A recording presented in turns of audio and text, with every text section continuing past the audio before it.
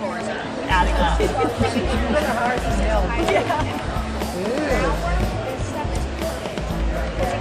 All right. Show jumping.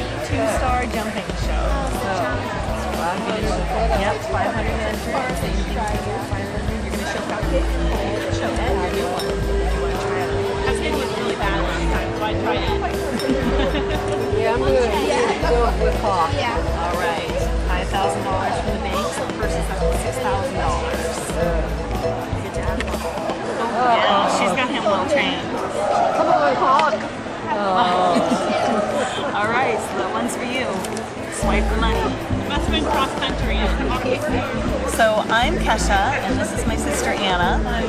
We created Fantasy Board Games LLC. Originally, we wanted a game for us to play. There's no other horse board game on the market for adults, so we created the Fantasy Stables Regular Edition for adults and teenagers to play and have something be social and interactive and involving. All the turns are played together. The fantasy is you start with both cash and horses and you make money showing. So if only real life was like that, but in a game it can be. And then it's realistic because you have real horses and different disciplines that you take to shows. You have advantages when you show a trail horse in a trail show, for example. Part of the fun though is sometimes you can take your racehorse and still win the trail show if you want to. It's you roll the dice and it's the show day roll. You might just get lucky.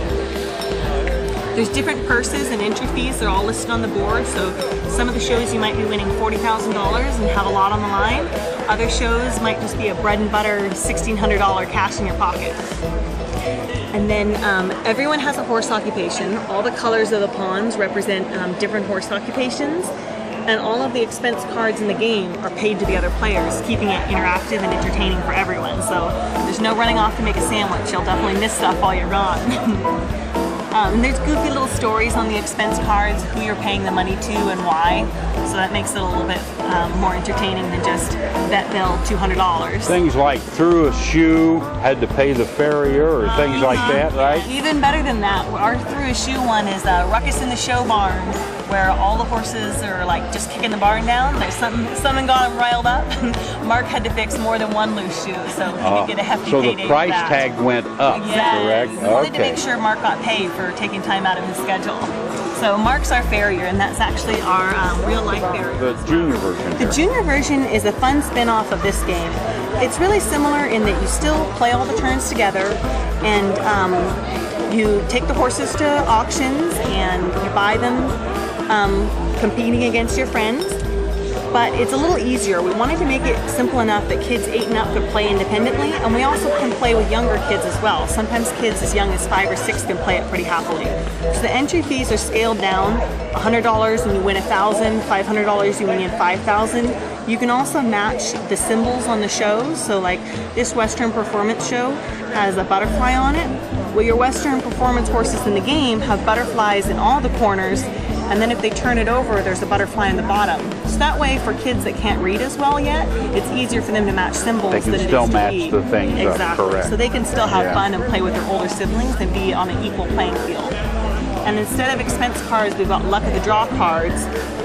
Sometimes you'll get a free horse, like this one's really lucky. You've got an older friend going to college and you get the next horse in the stack for free. So that's one of the good ones.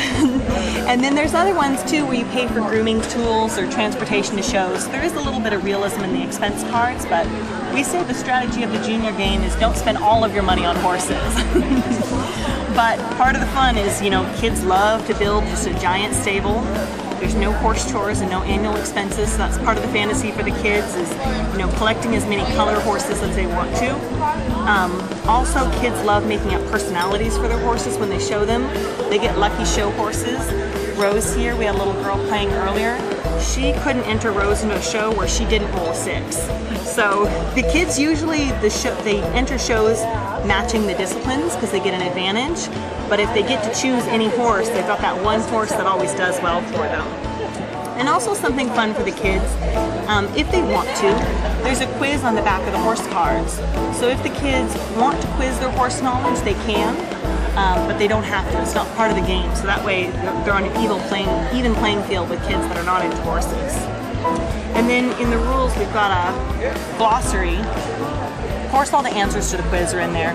We've also got a glossary explaining everything on the back of the cards, so that if kids want to read the glossary first and then test their knowledge, they can do that too. So they'll learn a little bit about horses while they play. This is Fantasy Stables Regular Edition for teenagers and adults. We created it for us to play. It's very competitive, interactive, social game. Perfect for a barn night or a family night. And then this is the Fantasy Stables Junior Edition. Any kid in your life that's even halfway interested in horses will love this game. They really get attached to the horses. They love collecting the horses. They love feeling like they own all these real life horses. So perfect for kids ages 8 and up.